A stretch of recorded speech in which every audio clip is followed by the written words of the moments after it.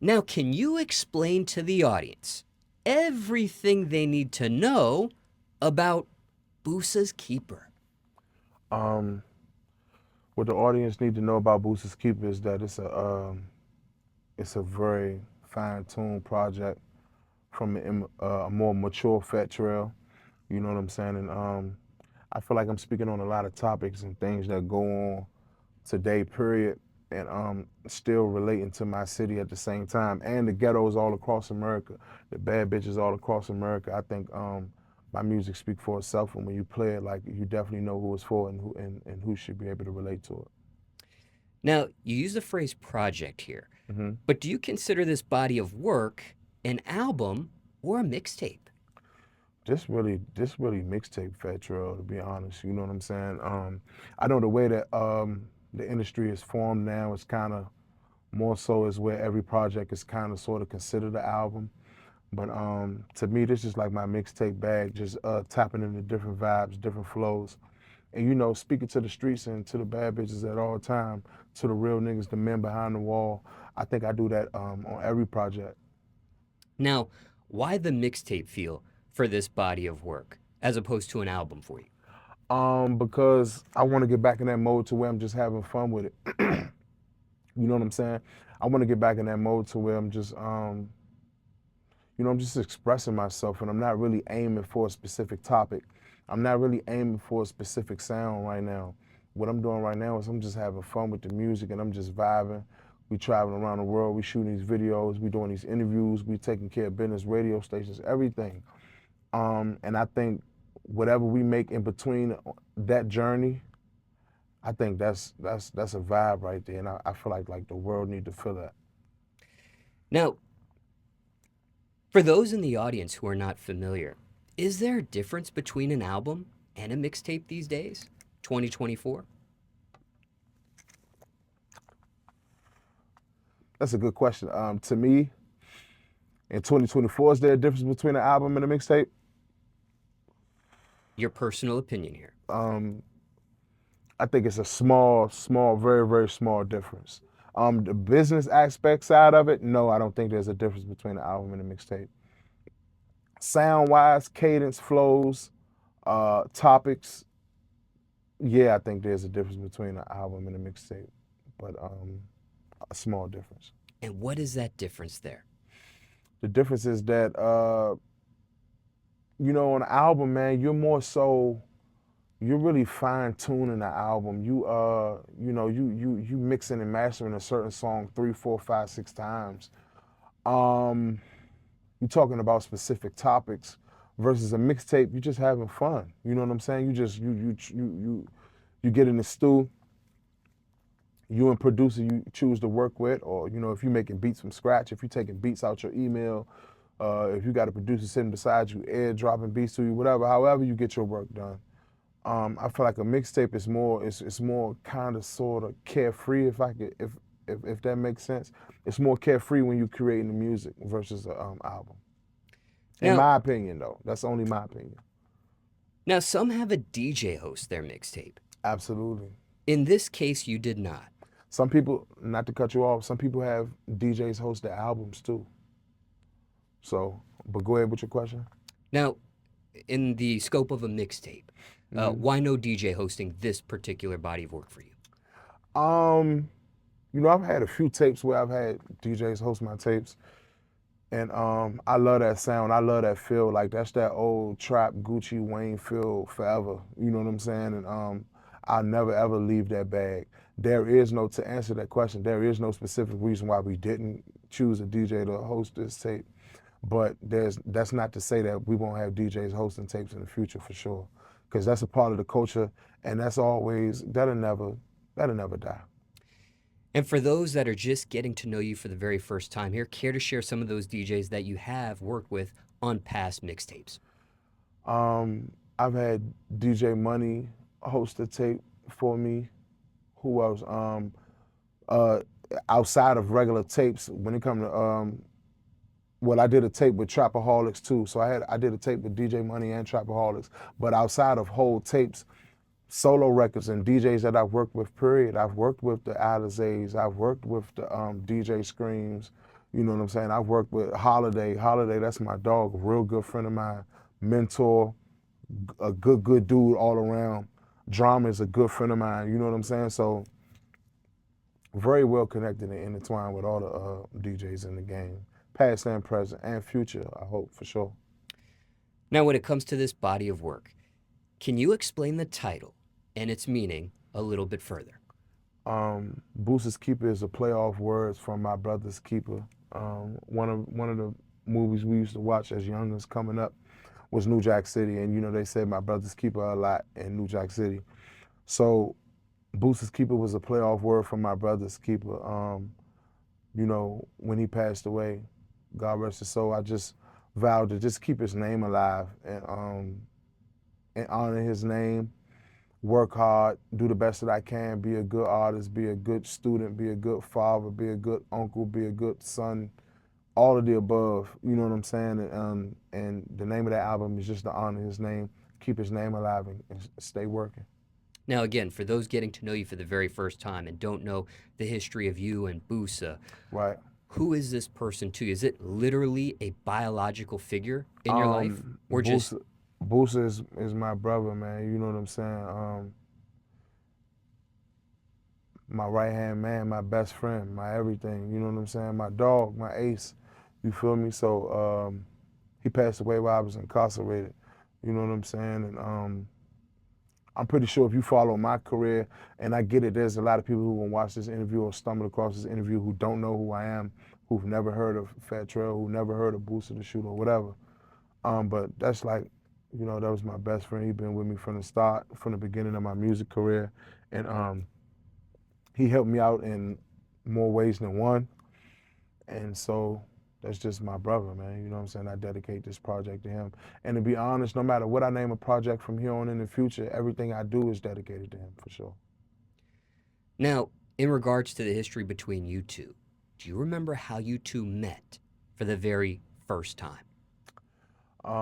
My mother lived in my mother moved to a neighborhood called the Pinnacles, which is in the northeast section of Washington D.C. And you know, she was neighbors with his mother. You know what I'm saying? My Aunt Rena, like, and Boosa's grandmother lived in the Pinnacles as well. His uncle had a separate apartment in the Pinnacles, and his aunt had a separate apartment in the Pinnacles. So kind of sort of his whole family really lived in the Pinnacles. And my mother was a single mom with 3 children. I was the youngest.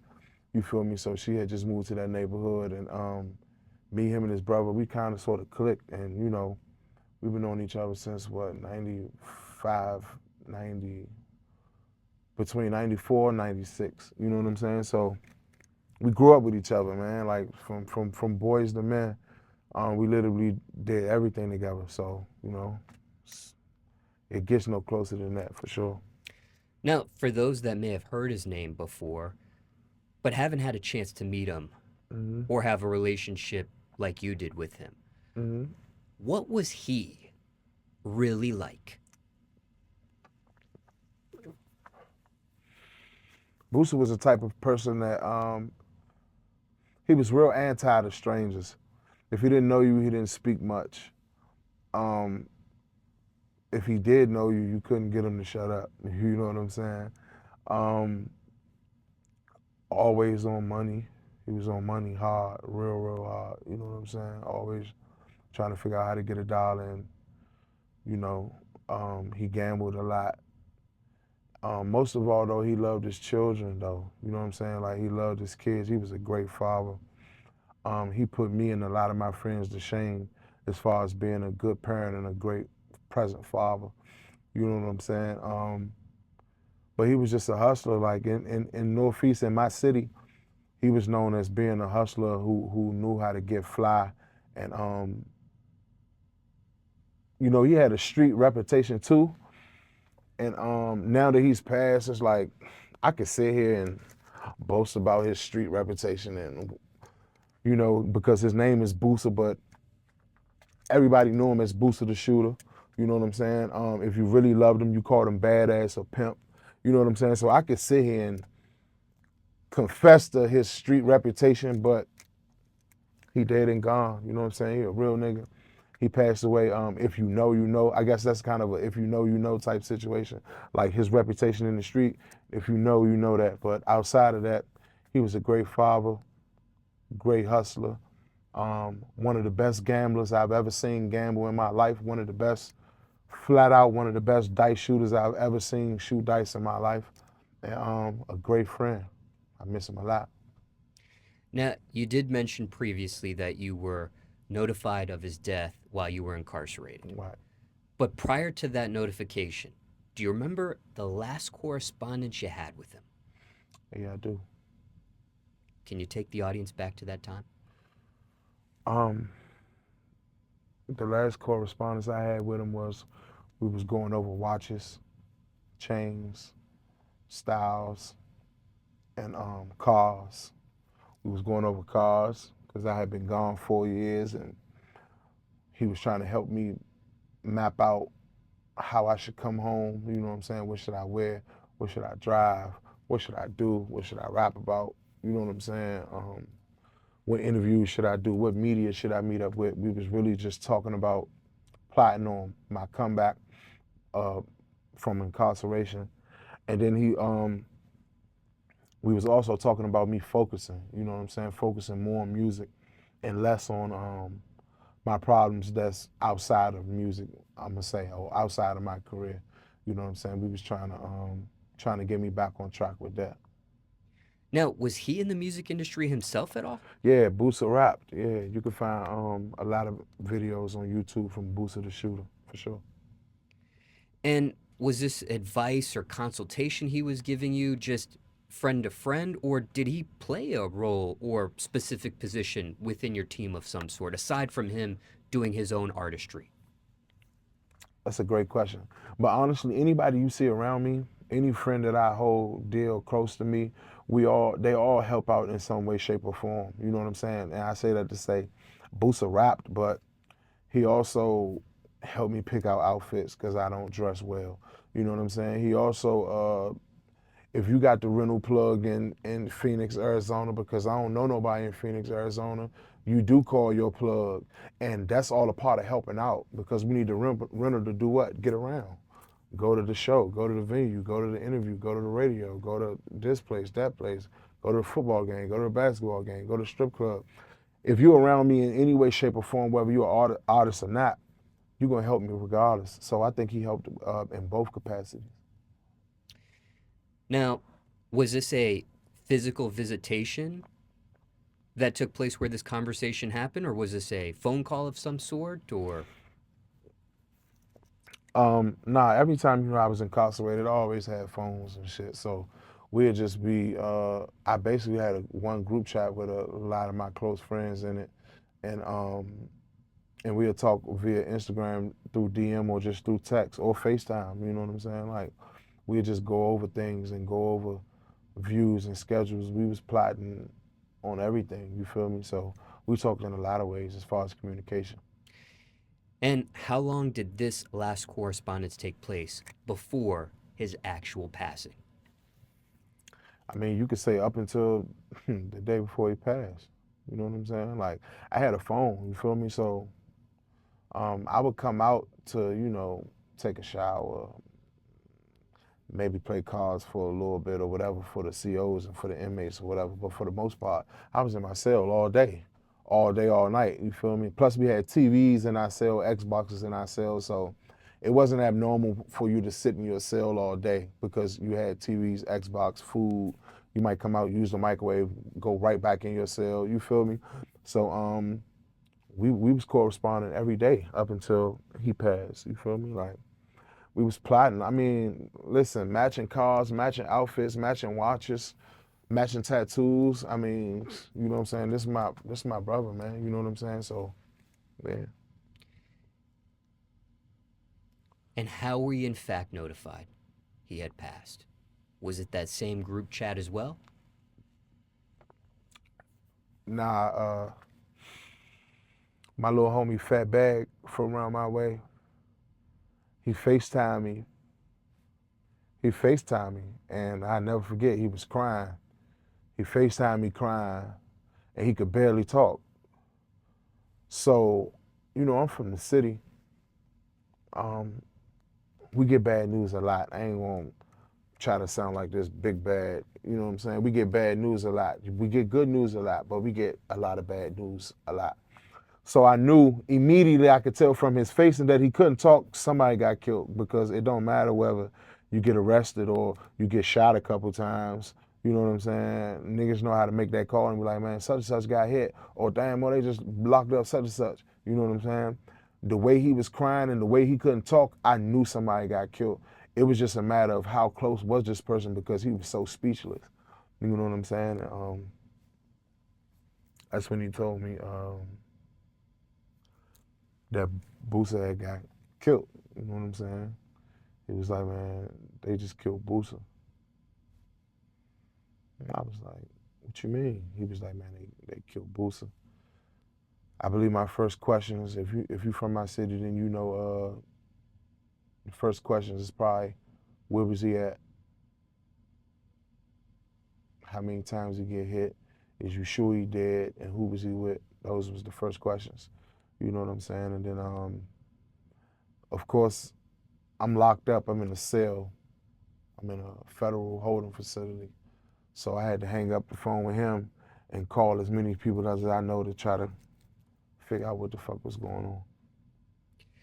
Now, it's one thing for someone to be in the free world and handle the news and the logistics after something of this nature happens. But how does someone like yourself, in that time, in that confinement of being behind bars, handle that? Um, Man, honestly, truthfully, I cried a lot.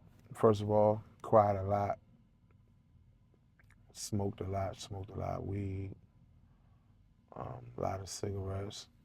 We had a lot of, this facility I had was, that I was at, was a cool facility. So we had a lot of alcohol, weed, and other things, you know what I'm saying? So, but at the same time, I still had to be involved with the funeral arrangements, still had to be involved with his family, his mother, his children, his outfit, what he gonna wear, who gonna do his hair, where's his jewelry, how do we get that back, all of these things. So it's like, at the same time you grieve, but at the same time you so emotionally invested into what's going on that you still got to put your big boy pants on. You know what I'm saying? You know, who would have ever thought, of course, that's my mind state every day that I'm waking up. But at the same time, real things is happening in real time. Yo, we need this, we need the outfit.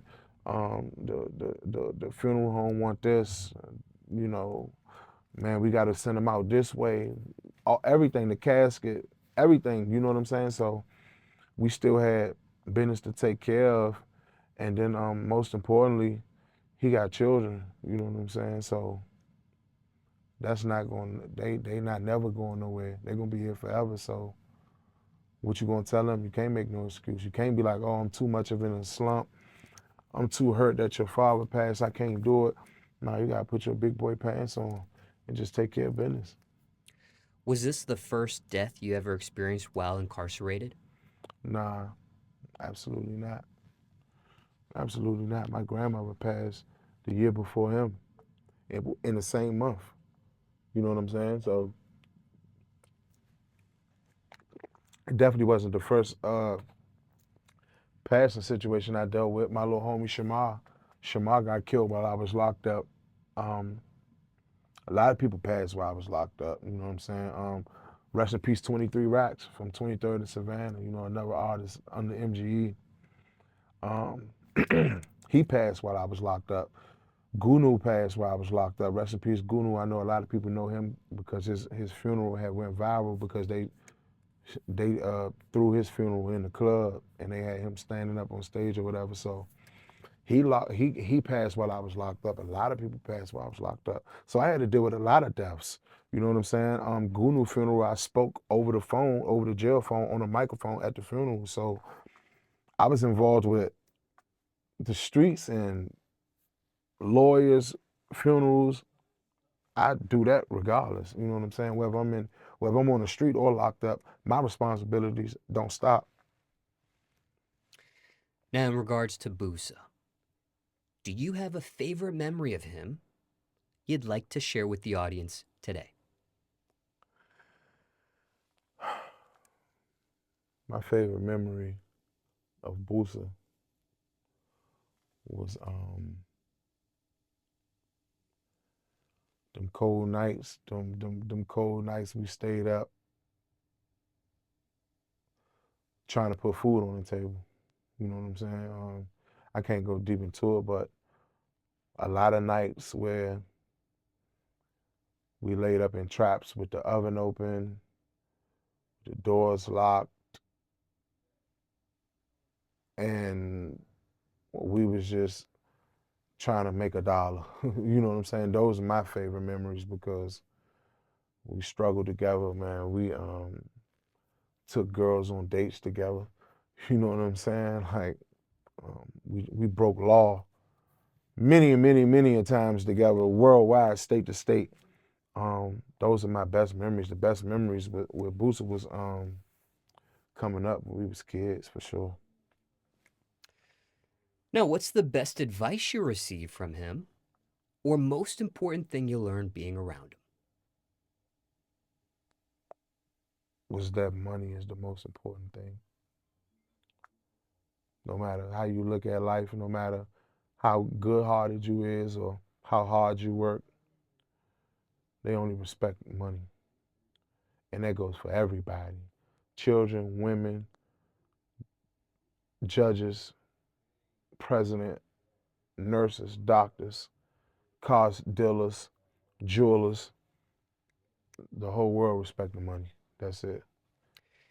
And was that, just for clarification, advice he gave you or something you learned just being around him? Lifestyle. That was just a lifestyle, and that was just in his speech, his whole mindset. You know what I'm saying? How can I get some money? Why would I do that if it don't generate me some money? Like he was just on money all the time. Every day he woke up, man. When it came down to going to get something to eat, he was trying to figure out how to get the food for free. Like you know what I'm saying? Like just money, period. Now, how much music is there between you two? It's a lot of music. Excuse me. It's a lot of music with us that's out. It's a lot of music that's unreleased between us two. But Boosa rapping, doing music, that was something that I was trying to get him to do to clean his face up within the city that we came from. You know what I'm saying? Like I was really just trying to get him to have a reason for the things that he had, you know, the clothes that he wore, the cars that he drove, the jewelry that he had, the things that he did for his birthday. I was trying to get him to make music so we could have an excuse for him having all these things.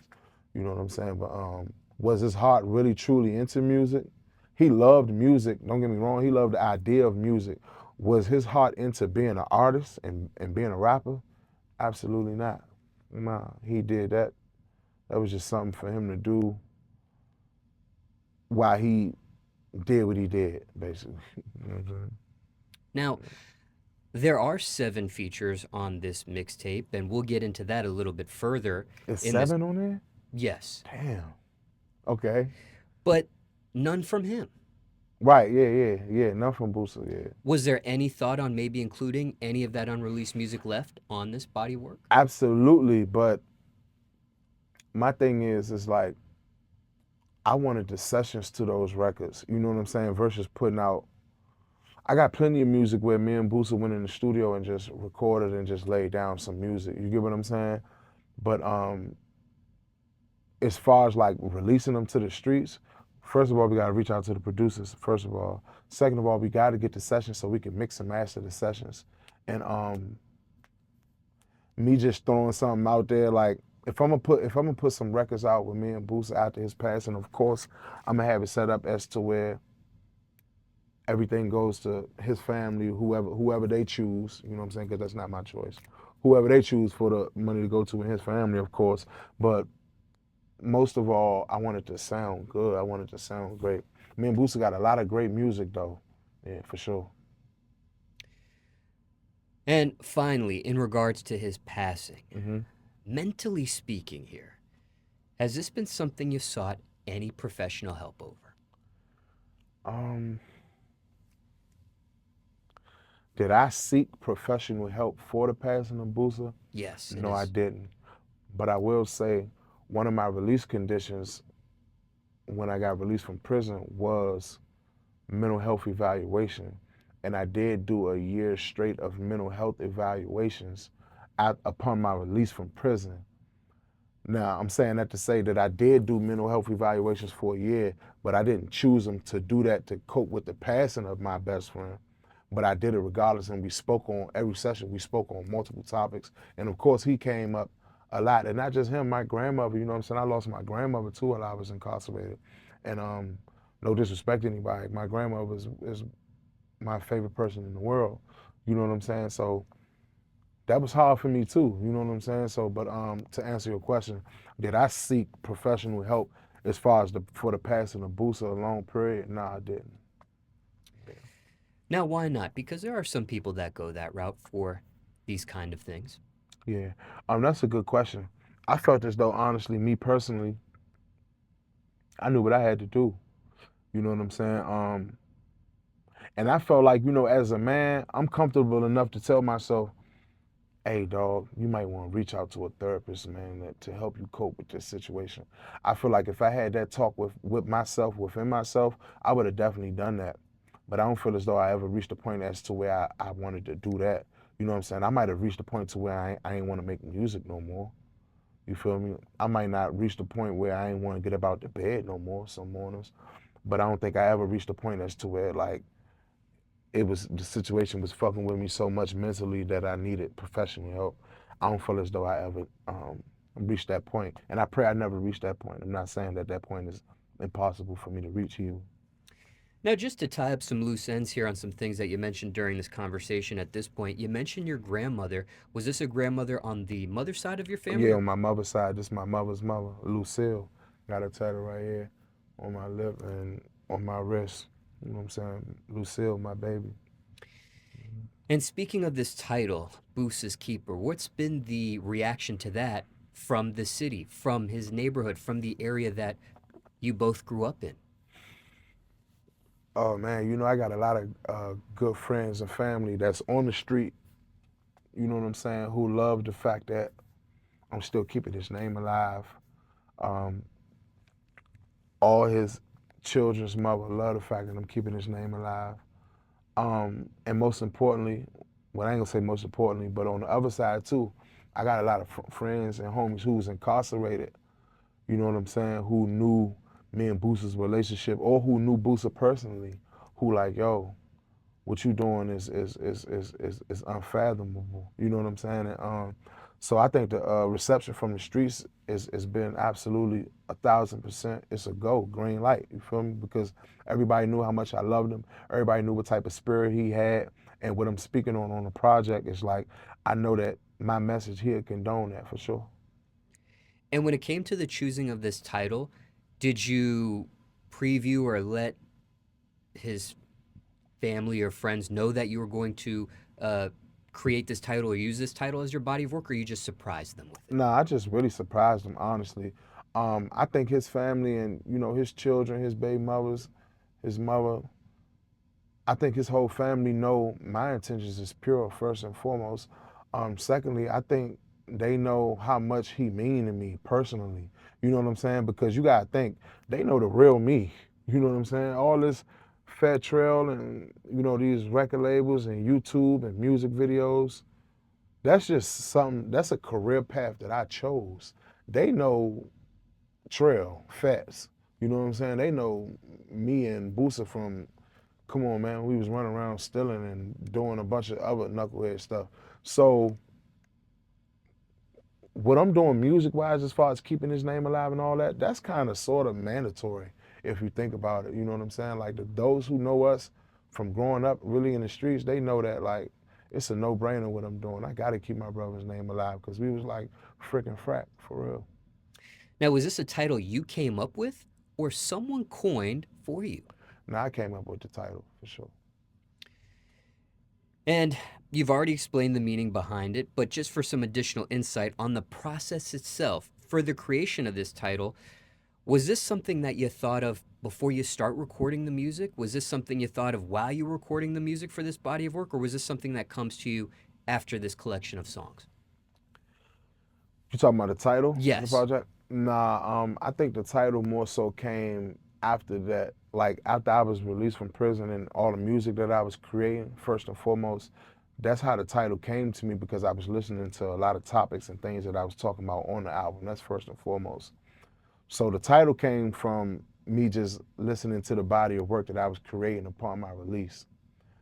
Secondly, though, a lot of people don't know this. Boosa's Keeper was supposed to drop before Nightmare on East Street 2. You feel me? So honestly, there's a lot of records that was created while I was in the mindset of creating Boosa's Keeper that didn't make the actual album. You know what I'm saying? Because being as though it's dropped second after Nightmare on East Street 2, I swapped out a lot of records, put these records on, took these records off. You know what I'm saying? So yeah, that's how that came about. Now, were there any scrap titles for this project? No, no scrap titles. And when, excuse me, and when it comes to this body of work, are there any other unknown facts or stories in regards to this mixtape that's never been publicly mentioned? Um, Could be in regards to creating it, recording it, or um, releasing it. that I could think of right offhand, no. But I know I have a lot of people. It's crazy because a lot of people who DM me on my Instagram, like I got a lot of fans from out of town, outside of my area. Like I said, there are people who don't know who Boosa is, who don't know who Boosa the Shooter is, never heard of him, whatever. I do have a lot of people from out of town who DM me and ask me who is that talking on the end of the intro to Boosa's Keeper. And a lot of people in my city, of course, know that's him. You know what I'm saying? But a lot of people DM me and be like, "Yo, whoever was talking on the end of that first, on the end of the intro record on the album, man, they saying some real shit, man. Nah, they saying some real shit. Like you got to live by shit like that." And it's funny because a lot of people don't know that that's Boosa talking. Though both of those things that he said was some of the last posts he posted to his social media before he passed. You know what I'm saying? If you a op, stay the fuck away from me. You hang with anybody I don't like, stay the fuck away from me. Straight up. I don't fuck with nobody who don't fuck with me. If you don't fuck with me, just stay the fuck away from me. You know what I'm saying? That's his mind state, period. Like, if you don't fuck with me, just stay away from me. Like, we ain't got a beef. We don't gotta get into it with each other. We don't gotta fuck the same bitches. Just stay out my way. I promise you I'll stay out yours. That was his mind state. Now, there are 17 tracks on this project, Yeah. but what's your favorite song out of all of them? Um, mm, it's hard to pick one. But the first song that came to my mind, like whenever I get asked that question, is I believe it's Grown Man Business, the record Grown Man Business, because I just feel like it's a testament to what I'm going through right now in my real life, and you reach a certain point or a certain age in life as to where your responsibilities is strictly your main focus. You know what I'm saying? Chasing the clubs, chasing women's, chasing the lit party, chasing all of such, all that shit really come last when you reach a certain age. And I feel like I'm at that point in life where I'm just like, yo, my responsibilities is first, and making sure that those who I care about and those who I love, making sure that they okay. That's my main first goal and first responsibility throughout my day-to-day process. And and after that is done, only then can I tend to whatever else the world want to do. So I feel like that's why Grown Man Business is my favorite record on the tape. And do you recall who produced that beat? Drumlord produced Grown Man Business. Shout out to Drumlord, man. That's my homie from back home. He been living in the A for a minute. You know what I'm saying? But he originally from the DMV, so shout out to Drumlord. That's my boy. Now, whether it's your favorite song or not, what's your most honest song on this body of work? Mm. And if it just so happens to be Grown Man Business, then that's okay too as well. Most honest song? Yes. I would have to say it had to be Pain on Me and Grown Man Business. Like those are my most brutal, honest songs. You know what I'm saying? Because I'm just giving you myself. I'm giving you the real me with no cut, no chaser. You know what I'm saying? And do you recall who produced that beat as well? Pain on Me. Who produced Pain on Me? I believe that might be Slopes. Slopes is a producer from back home. Shout out to Slopes, if I'm not mistaken. But I'm almost for sure that Slopes produced Pain on Me. Now, as previously mentioned, there are 7 features on this project. What's your personal favorite? My personal favorite out of the features on this project might have to be Back Home with ESTG and Wins and Losses with Almighty. Now, can you explain why those are your personal favorites or what those songs are about there? Um, well, Back Home with ESTG is a favorite of mine because the topic of conversation, I come from that. I feel like G and everything the EST members represent, I feel like we embody the streets. You know what I'm saying? And I'm always a street first artist. You know what I'm saying? I always want to represent the streets first. So that's why it's my favorite record. And it's really raw. We killed that shit. And if you pay attention to what's being said, then this ain't got nothing to do with selling records. Grammy nominations, BET Awards, red carpet events. It ain't got nothing to do with that. We speaking to the trenches where we come from. And if you know, you know. And if you don't even try to understand. You know what I'm saying? So that's why that's my favorite feature. And then the record with Almighty, which is Wins and Losses, I just feel like, man, listen to that flow. Listen to how polished that flow is. Listen to, do that sound like a man that been stomped down and defeated so many times? Do that sound like a man who get drugged through the internet every day? Do that sound like a man who get constantly harassed by police and detectives and prosecutors and district attorneys and judges? Do that sound like that guy? That sound like a well polished young hustler from the northeast streets of Washington D.C.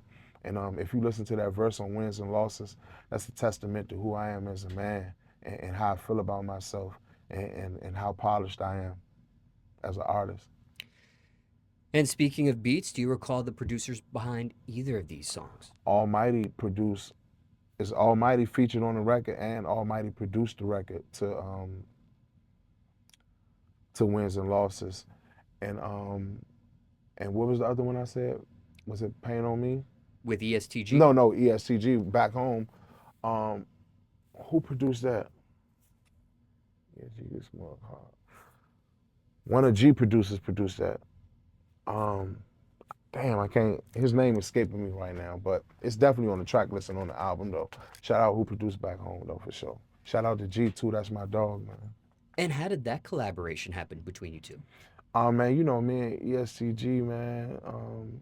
My manager like really been locked in with G and them since I was doing my time. So they had met when I was doing time, and then you know me and G would FaceTime a lot while I was locked up, and we were just having little small conversations, and you know he was asking me for different advice on small things, not a lot of shit. I ain't gonna sit here and perp like he was coming to me for advice. I'm not one of them type niggas.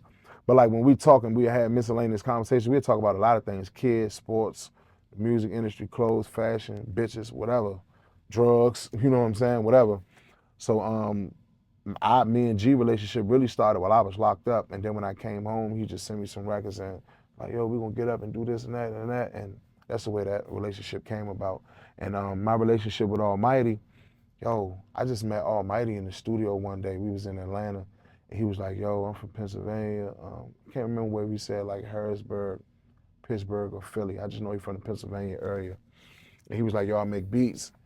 And he played me a couple of his beats. I started recording on this shit. And then, you know, the more time we spend together, he would help me with my hooks, help me with my verses. And then that's when I learned that he sang and rap. So he sing, rap, make beats, all of the above. And once I learned all that, like, we started to make more music with each other, you feel me? And me and Almighty relationship grew. That's my dog. He a dope ass artist, bro. Almighty, like, Yo, he dope as fuck. Dope producer, dope artist. Like I got a good feeling about him. I believe he gonna blow and be a big star.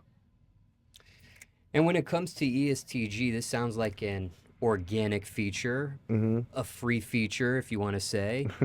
Yeah. Nothing paid for, nothing business wise. Right. But where do you stand on that debate of free features versus paid features? Well, at the end of the day, it's still a business. Number one. Number two, we all got children and family that we do take care of, and I feel as though free features and paid features is based on a relationship. To be honest, you know what I'm saying? Because we might have a relationship where you might give me a free verse, but if I want to shoot a video, I might be willing to compensate you to come out your schedule to fly here or fly this place and do a video. You feel me? Or I might have that type of relationship with you where you don't. I might not pay for the verse or the video. You feel me? Or I might have that relationship with you where I had to pay for the verse and the video. I might have to pay you to post it on your Instagram, depending on how big of an artist you are. It all depends. You know what I'm saying? And I'm glad I made it to that point where business is business, and I don't really let too much get to me because I understand now as a man, bills got to be paid, drip got to be bought. You know what I'm saying? Niggas want to pour up they deuces, niggas want to pour up they shots. You feel me? Niggas want to smoke the finest of the finest candy. Niggas want to put big Cubans around their neck. Niggas want to put bad bitches on jets. I understand that because I want to do the same thing. So I'm gonna respect your mind as a businessman, especially if I feel like this record gonna work, this project gonna work. Man, I really want to rap on that beat. I gotta respect your mind as a businessman, because I'm a businessman myself. And just curious there because I've heard of some recording artists say, "I'll never pay for a feature. I'll That's against what I." So just curious on And what I your mind. respect those artists too. I respect them too. I respect the niggas who feel like, man, I never pay for a feature, man. Fuck, I respect them too. Were you ever one of those type of artists way back when? Yes, sir, I was. Yeah, I was. I felt like I was too real of a nigga to pay for a feature. Why would I pay you for a feature? I'm a real nigga. You should want to work with me. Hell yeah, I definitely felt like that. And what got you over the hump where it is acceptable to pay for something that you see worth value? Because John Legend may not feel that way. You feel what I'm saying? John Legend might not, one, know who you are, two, feel like you can help his career in any way, shape, or form. Three, uh, whatever else his personal feelings may be. You know what I'm saying? But I'm a fan of John Legend. I feel as though me and John Legend would make a number one hit Billboard record. And so since I feel that way, I feel as though it's in my best interest to invest in seeing as though I make that record happen. And whatever John Legend want from that, I believe in him enough as an artist as to where I feel as though he actually deserved that. Now, I am a hustler. So if John Legend want 250, I'm gonna try my best to talk him to 175, 160. You feel me? Because I'm a hustler at the end of the day. So I'm be like, John, man, I got a budget, man, but it ain't that big of a budget, man. But I believe in you. I'm a huge fan, bro. We could do the split and the paperwork however you want to. Of course, I'm gonna try to talk my way into. You get what I'm saying? But I'm gonna still respect his mind as a businessman. So that's what helped me get over the hump, realizing that not everybody might not have the same vision as you. So the record that you see with you and Jill Scott might not see that record. You know what I'm saying? Therefore, if you want her to do it, she's probably gonna keep it strictly business because technically she could do without this record being done. You get what I'm saying? And that's a part of business. Care to share the most you've ever paid for a feature? Um, I can't even remember no exact amount, man. And I ain't the type that's gonna sit here on the camera and freestyle. So I just say I pay for features. Was it ever worth whatever amount you've paid for in the past? Some features I feel like I lost out on. Some features I felt like I gained. Some features I felt like I didn't make a dollar, but the feature itself was priceless. And that's all a part of my history and my journey. You get what I'm saying? So for me to dig deep into that, my younger self, I probably would have Smalls, it's good that I met you the age that I did meet you, because I feel like you kind of sort of got to see me evolve as a man. You know what I'm saying? And so the younger me probably would have dug deep into that question and answered that question. But I'm gonna just say I've paid for features before. Some features I've lost out on. Some features I did with big artists I never got paid for. You know what I'm saying? And that's just a part of business. But I don't regret nothing though, if that make any sense. I don't regret nothing, because me being who I am and where I'm from, I never thought I would be doing any of this. So I feel as though this is all, number one, a blessing, and it's all a part of my journey. Yeah. Now, winding down the questions here on this body of work, hmm can you give the audience 5 reasons to listen to this mixtape? 5 reasons to listen to my new tape. One is genuine. Two, it make you feel good. Three, you get to when you listen to this tape, you get to understand the mind of a young black African American male who grew up in the United States of America. And I feel as though, excuse me, I feel as though a lot of albums and a lot of tapes that's coming out right now, it's a lot of let's have fun, let's turn up, let's get twisted, let's fuck, man, let's go hit the trap, let's sling this, man, let's go put that iron on this nigga, put the stick on this nigga. I feel as though all those are topics that's on a lot of tapes, but it's not a lot of music coming out right now where it's like, yo, let me bring you into the mind of why I made these decisions. Let me tell you why I got gun charges. Let me tell you why I got discharged. Let me tell you why I'm mourning over this person. Let me tell you why I got PTSD. Let me tell you why I'm afraid to be pulled over. I feel like my tape is bringing you into a mind of a young African American male who was born in the United States of America, and I grew up in Washington D.C., one of the roughest, hardest cities to grow up in America. You know what I'm saying? So that's I think that's what separates my tape from the rest that's going on.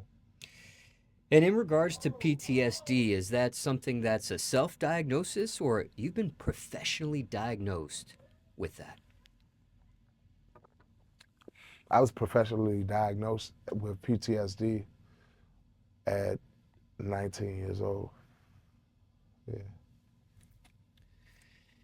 And speaking of dressing, care to share the ensemble you are currently sporting during this Um, interview?